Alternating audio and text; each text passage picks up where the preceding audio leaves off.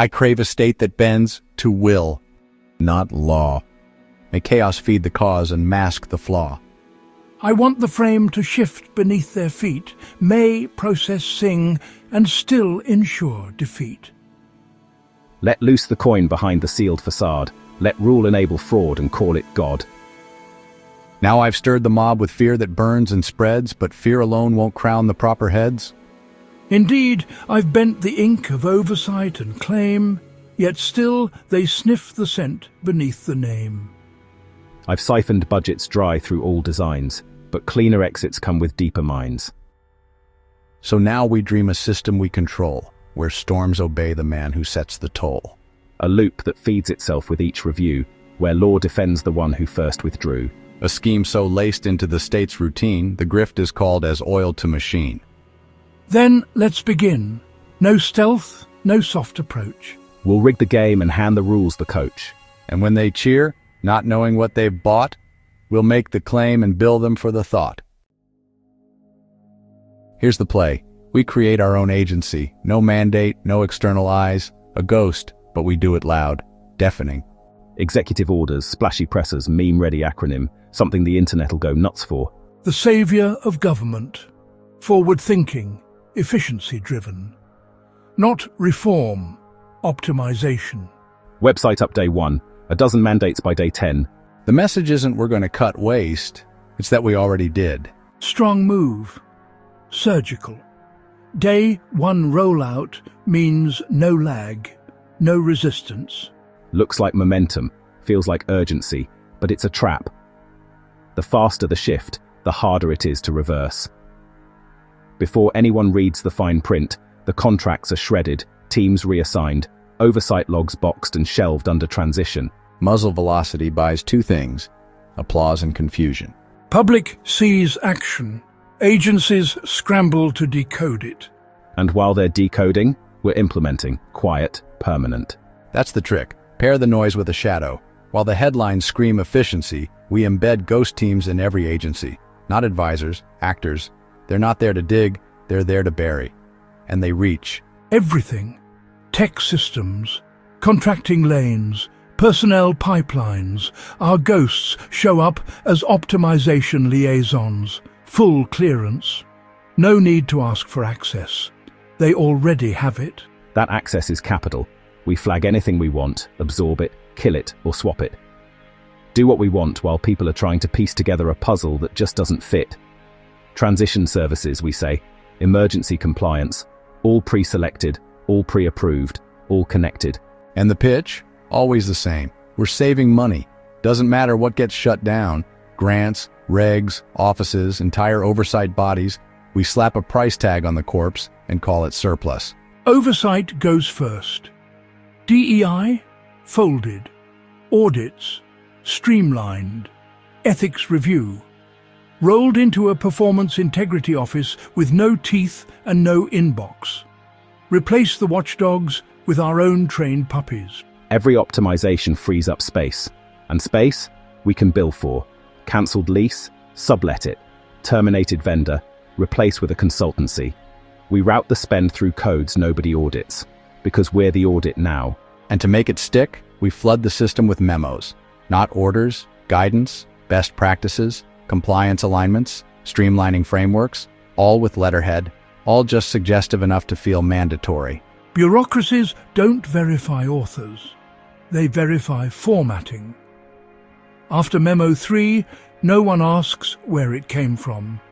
They just start quoting it. And once it's quoted, it's real. That's the rule. Then we file reimbursements, transition costs, contract reallocation, pilot offsets. Not flashy, just enough to open the taps. We can bury anything in the budget. A line item, a consolidated efficiency initiative, a rounding error with $1 billion drain. And when someone asks where it goes, hand them a white paper with charts and no legend. Every agency sees what happens to the first one that resists. Budget frozen, labelled inefficient, C-suite walks. After that, they all comply, voluntarily. Self-preservation dressed as reform. And that silence, we capitalize on it. Reroute data, centralize pipelines. Our systems become the connective tissue. No subpoenas needed. We're the infrastructure now. And if someone flags it, we point to the executive order. Presidential vision. That's enough. Bureaucrats can't argue with White House orders, just follow it. And the best part, we never have to codify a thing. The ghost office sends emails, books rooms, joins calls. That's existence. As far as the system's concerned, it's real. And when it's done, publish a dense final report no one reads, then scatter the guts across shell units. The face vanishes. The structure stays. Cut the oversight, create the chaos, control the flow. And once the system adapts to our shadow, every move looks like continuity. Even theft reads like governance. We won't sneak into the house. We'll just change the keys to every room. The danger here is if people dig, so we need a big kickoff distraction. Something bold, unmistakable. I'll find a meme to make our agency pop. No, not another reform, a rupture. One date, one name, full saturation. We call it Liberation Day. A full-spectrum reset. Say the trade deficit is a foreign occupation. Use emergency powers. National security. Doesn't matter if it fits. It justifies force. And the force is tariffs, 10% across the board. No exemptions, not to change trade, to break it. You hit everything so no one knows where to move. Panic is the point, not policy. Let the market spiral. Let the allies protest. We'll make the uncertainty structural. Every signal becomes a threat. Every threat becomes a profit. And no roadmap. We start at 10, then add reciprocal penalties. 20, 30%. No logic, no formula. Just ratios pulled from a deficit spreadsheet we can wave like scripture. No, a big chart. Then chaos becomes the product. Industries don't know what's next. Countries line up to negotiate, not deals, but survival. And every waiver is a toll booth we operate. The velvet rope, the exemption list. We don't publish it, we float it. A whisper here, a call there. Maybe you're exempt, maybe not. That uncertainty prices in fast. Meanwhile, we build the fog. Strategic exemptions. Essential imports. Pending reviews. Good, but I'll come up with the names. And while everyone's reacting, we're already positioned. We trade the chaos before it lands. Short the exposed, hedge the favorites, and front-run every pivot we leak. The more they beg for stability, the deeper we dig the hole. We say we're listening. We say we're refining the model. We say liberation is a process, and we keep the blade pressed. Court subject? Perfect. That just proves the system's corrupted. Let the lawsuits fly. Every challenge becomes a martyrdom. Backlash affirms the need for control. And the longer the chaos lasts, the more useful it gets. This isn't about winning the trade war. It's about creating a permanent fuse we can light whenever we want. A tariff is just a matchstick. It gives us a lever. Each fluctuation is a payday if you know which way it's scripted. We don't need stability. We need controlled volatility. Something we can trigger to drop the market 3% on a Thursday. New tariff guidance pending. That's all it takes. And the brilliance is, we can't lose politically. When the market tanks, call it short-term pain for long-term gain. When it recovers, call it proof we were right. Either way, the believers defend the blow. They see the wound as healing. Which means we can be the villains publicly and the victors privately. They can curse us on CNBC all day, as long as they think it's about tough trade policy. The outrage is insulation. They're arguing tariffs while we're cashing volatility. And we control the rhythm. A tweet, a press leak, an off-the-record comment about expanding the list. That's worth a few points off the Dow. Drop it, profit, walk it back. The correction hits, we reverse the positions. The market dances to our shadow. Nobody sees the pattern. They think it's geopolitical. Global tensions, supply chains, currency rebalancing. They can name every symptom, but not the disease. The system blames itself while we bank the motion. And the cycle sustains itself. Each panic creates another opportunity to intervene, another justification to stabilize. We cause the quake, then sell the scaffolding. The rescue is just the next trade. The point isn't to profit once, it's to build a permanent fog, a political cover story that lets us short reality forever. So long as there's uncertainty, we're indispensable. And the more they blame us, the better. Blame anchors belief. If they think it's about tariffs, they'll defend the principle. They'll fight for our permission to keep robbing them. That's the perfection of the loop. The chaos funds itself, the story shields the scheme, the villains write the market, and the mob cheers the drop. So the triad completes. Liberate reason, liquidate faith, leverage chaos. We don't just crash the market, we bill it for the privilege. And when they ask what comes next, We say more freedom. Always more freedom. All right, next lever. The agency gives us noise, tariffs give us hunger. now we bring in fear. Not vague, direct, physical. Something that makes people question their own streets. Mass deportations, not tougher rules, total removal, everyone without papers, dreamers, mothers, veterans, no exceptions, no list. Just scope so wide it collapses hope. Because if the policy doesn't mean anything specific, you can't challenge it specifically. It's like fighting fog. Lawyers line up arguments and then find out nothing they're arguing is written down. Just rumors, orders, leaks, that's the design, a machine with no schematic. And in that haze, we move. Every undocumented person is a variable now. Put every state agency in emergency mode, demand ICE staging facilities, issue DHS relocation requests. And behind it all? Procurement. We float contingency support plans, lease overflow capacity, spin up threat posture readiness. No bids, no time. Meanwhile, the public can't decide what just happened. Was it a policy? A test? A message? Cities start to react, but every reaction looks like overreaction. And when the first protest forms, we Flip the script. We say the reaction proves the need for response. And so we deploy, not as escalation, but as continuity, necessary presence, cross-agency support. ICE units in city centers, National Guard in plain clothes, riot shields at train stations. Local officials ask who sent them. No one can say, but the uniforms stay. The perimeter grows. And with every expansion, the bill grows too. Temporary detainment capacity, remote court infrastructure, mobile holding units, translators, digital processing kiosks. All of it necessary to protect the public and preserve process integrity. Translation, pay us. And here's the genius. There's no narrative.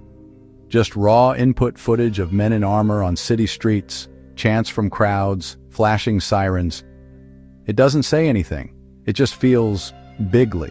Something you better not get caught up in. That's the deterrent, not jail, attention. And as the spectacle builds, clarity collapses. City councils freeze. Community organizers lose their platforms. Religious leaders pause events. Nobody wants to get labeled as the spark. It's not even suppression anymore. It's preemptive silence. And silence, that's expensive. We charge for crisis briefings. We invoice civil contingency operations. We create a budget model where fear is monetized in real time. Every hour the trucks idle, every day the lights stay on. It costs someone. And they pay us to make it end. And the best part? The trigger is untraceable. Was it a tweet? A protest flyer? Doesn't matter. Soon enough, any moral outrage we invent will be enough. So cities self-restrict. Journalists hold back. Lawyers delay filings, just in case. And the mechanism scales. We build a modular system. Rapid urban stabilization teams, emergency interagency liaisons, portable enforcement kits. We can redeploy this circus in 24 hours. Different city, different name, same noise. Each deployment writes its own invoice. Each invoice becomes part of the claim. Operational fatigue, perceived reputational damage, loss of regulatory continuity. Legalese so dense it might as well be weather. And the more often we run it, the more normal it becomes. The public thinks each cycle is new, but we're just rotating the cast. Miami, Minneapolis, Phoenix, Philly. Every city has its turn. Every mayor learns the drill. And by the third iteration, no one even asks what the mission is. They just want to get through the weekend. Local press covers road closures, not orders. Agencies stop requesting documentation. They just call it precedent. And that's the moment the grift crystallizes. Because what we'll create is a tool, not a stunt, a deployable confusion engine. A switch we can flip to erase headlines, smoke out critics, or jumpstart spending. Need to redirect a scandal? Drop a surge team in Denver. Need to signal loyalty? Make the mayor accept entry, then hold the chaos over their head. We control the script because we wrote the scene, and the opposition can't tell if we're improvising or executing. The opposition isn't outmaneuvered. They're disoriented. They keep trying to respond like it's law, like it's governance. But it's not. It's a performance of unpredictability weaponized against predictability itself. And we monetize every act. Every protest becomes an invoice. Every resistance becomes a procurement plan. And the more it breaks the system, the more the system pays us to fix it. So the triad is simple. Detain arbitrarily, deploy indiscriminately, disrupt endlessly. It's not about enforcement. It's about exhaustion. Keep them afraid to act, too confused to plan, too demoralized to object. No one protests the thunder when they can't see the lightning. And the loop feeds itself. Fear creates motion. Motion creates budget. Budget sustains fear. Now, this one's delicious. You don't distract from the scandal. You inflate it. You poke it. You let it glow just under the surface. A name here, a document there. The kind of scandal that runs cold for a decade. Then you lean in and whisper. It goes deeper than anyone knows. And now you've lit a fuse, made a public appetite. Not for justice, for revelation. They want names, files, the answer. So we give them what they crave, the promise of truth. And then we deny it. That's the stroke of genius. You bury the truth down deep. Then you guard it like it's radioactive. Classify everything. Seal the files. Let them leak in the least useful ways. Redact pages until they're poetry. Turn investigators into suspects. Journalists into targets. The point is to make any truth unreliable. Starve the public of certainty. And they'll get hungry enough to eat whatever comes next. Then when everyone's asking why won't they release the full files, no one notices who's holding the vault keys. And once they're starving, that's when we start curating. Not just what to believe, how to believe.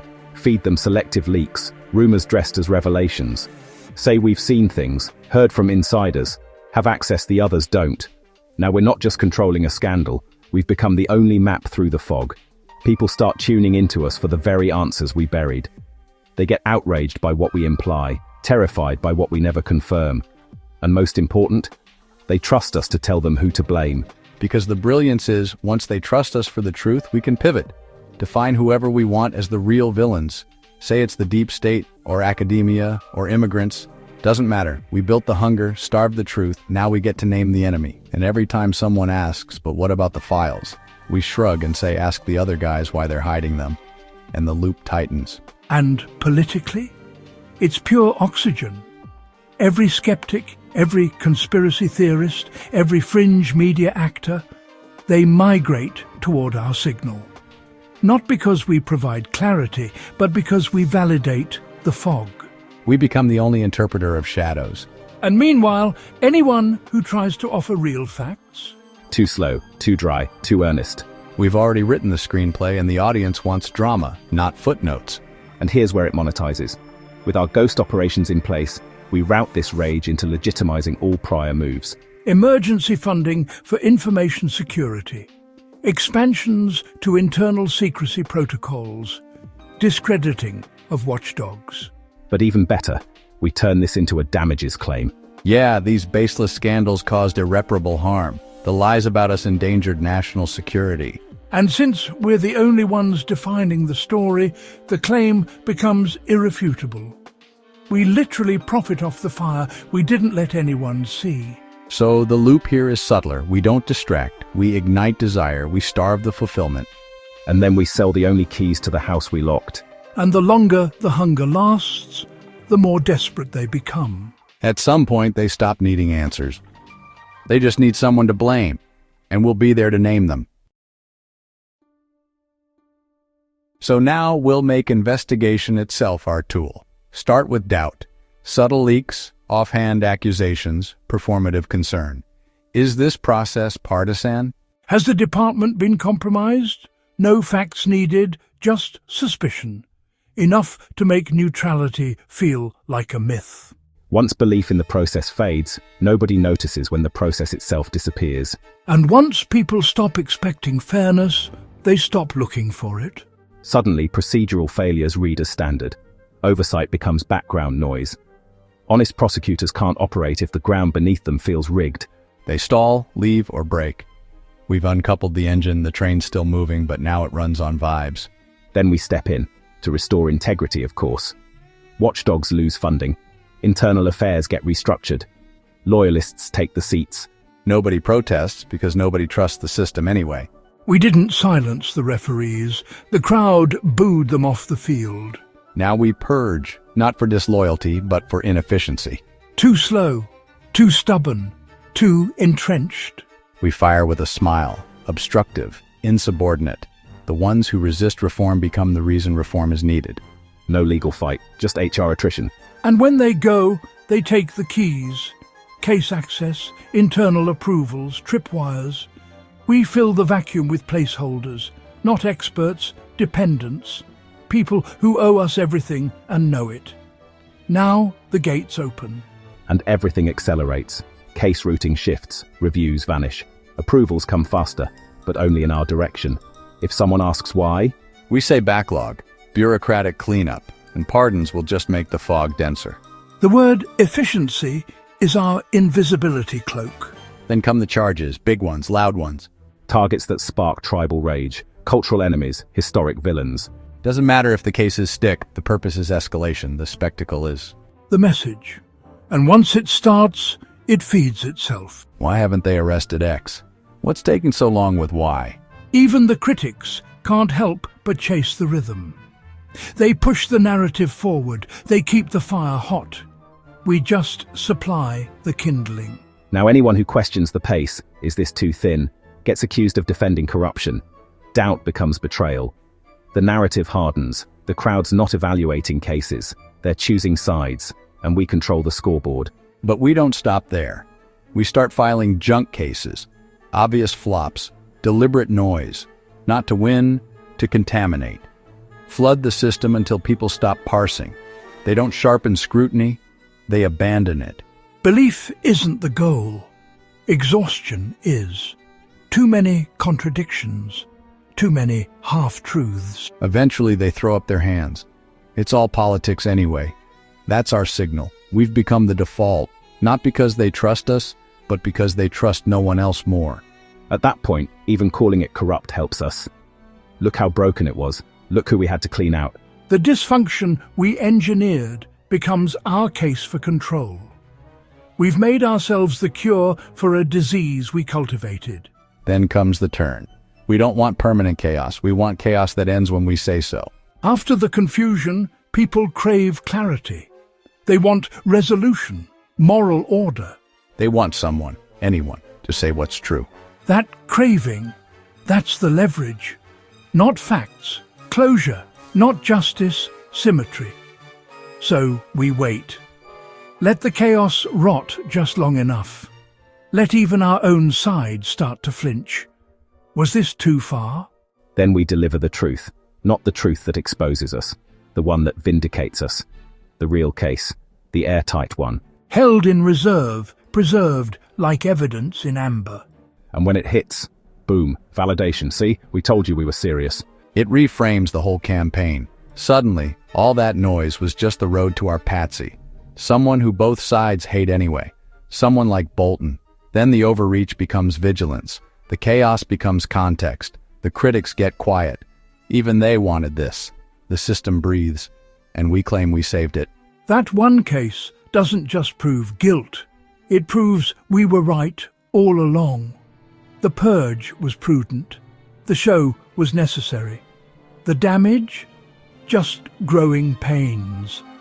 This is the triumph the audience was begging for, and we wrote the ending. Now, corruption becomes credibility. We didn't break the system. We baptized it. Everything else folds in. The ghost agency, vital. The purges, predictable. The payouts, just overdue restitution. And the people, they cheer for it. We didn't just close the loop, we made it sacred. The system now recognizes us not as aberrations, but as architects. The grift isn't hidden anymore. It's ratified. It's administration by other means. Try to unwind it now, and the only path runs through the very logic we rewrote. Every objection affirms the structure. Every challenge walks our map. The triads aren't tactics anymore. They're precedent. And the brilliance. Even if someone traces every step, exposes every move, lays out every fraud, what can they say? That we followed the rules too well. The vault will be empty, and we'll be standing at the door, holding the key with medals on our chest. So, no masks, no backdoor entry, just a manila folder and a perfect walk inside. We are agreed? Yes, an administrative claim. Tightly formatted, dry as chalk. Backed by memos, reviews, performance reports, all authored by our own ghost bureaucracy. We won't call it compensation. We'll call it redress. Restitution for reputational harm. Harm, of course, that we staged. Scrutiny we summoned. Outrage we fanned into doctrine. Now the damage will be evidence. The scandal becomes the invoice. The drama, a paper trail. They'll chase our ghost for months. Now we bill them for emotional labor. And the best part? It passes review. Why wouldn't it? We built the reviewers. The oversight board, staffed with loyalists, burnouts, and appointees who owe their pensions to the apparatus we install. Ethics sign-off, the deputy authorizing officer, pulled from our bench. The payout fund, the judgment fund, the government's quiet slush bucket. Nobody asks questions when the paperwork looks boring. And we made it boring on purpose. Administrative finalization. A resolution payment, a closure mechanism. That's right. It doesn't sound like enrichment. It sounds like conclusion. Like the government filing its nails. And when the press gets wind, they'll say it's controversial. But the paperwork is in order. Completely legal. Regrettable to the taxpayer. But our legal right. Hard to pass, they'll say. Outcome tangled in complexity. And then no choice but to move on, because we won't just file the claim. We'll write the context around it. We build the fog first, then walk out with a flashlight. Even the critics will fall in line. The process was followed, they'll mumble. And they'll be right. We follow the process straight through the grift and out the other side. They think it matters. Every op-ed, every committee hearing, every fight about what it all meant. It only helps keep the machine rolling. Now we get a huge payout for the performance, and the show keeps right on rolling. Because this isn't just money, it's the seal. The final click in the narrative loop, that we aren't the threat, we're the victims. That every fire is proof we are under attack. And now the ashes entitle us to relief. The ghost agency? Validated. The purges. Proven wise, the chaos? Justified by how hard it is to clean up. And now the payout reads not as theft, but as refund. A system correcting itself, right on time. Even the critics nod it through. Not because they buy it, because they know better than to ask. The scrutiny apparatus. Gutted. Inspector generals? Transferred or timed out? Whistleblowers? They'll be quaking in their boots. And this isn't just money, it's the seal, the final loop closure. Legal validation that we weren't the threat, but the correction. That the fires we set are a righteous purge. That the damage we left behind was someone else's fault. And now the payout isn't suspicious, it's inevitable. The ghost agency, made real by precedent. The purges, retconned as reform, the chaos, absorbed into structure. And the claim reads like repair. No questions, no denials, just a checklist, an approval stamp, and a clean transaction record. We don't explain, we don't defend, we don't ask for anything, we just take it. And the system calls it continuity. And what's left? A press cycle no one covers, a payout processed through codes we designed. The heist doesn't look like a breach, it looks like a budget item. And more than a payoff, it's proof. Proof that the system bent, locked, and ratified itself around our shape. We're not outside the law. We're its replacement. Cleaner, faster, more efficient. So there's no flight plan, no scapegoats, no fallout. Just us, seated in the center of the machine we built. The paperwork's in order. The signatures match. The silence holds. No part of it will exist outside anymore. The grift is the policy, the theft is the protocol, the payout is the principle. Every triad feeds the next until the system can't remember what came before us. And when the next administration tries to unwind it, Asks where the line was crossed. There won't be one. I ached to rule. Now fear presents a path. Temptation's bread supplied by triad's math. I strained for tilt. Now structure starts to lean. Its angles shift where my designs have been. I tease the grift. Now payout scents the breeze. The forms are drawn, the hands begin to seize. No need for force when panic stirs the tide. The crowd will clear the lane I step to ride. No need for stealth when doubt does half the job. The trust dissolves before we even rob. No need for masks when paperwork's in place. A fraud that files itself can leave no trace. We've stirred the air. Now winds begin to bend. The system strains to serve what we intend. We've inked the path. Now rules begin to yield, and each review becomes a shattered shield.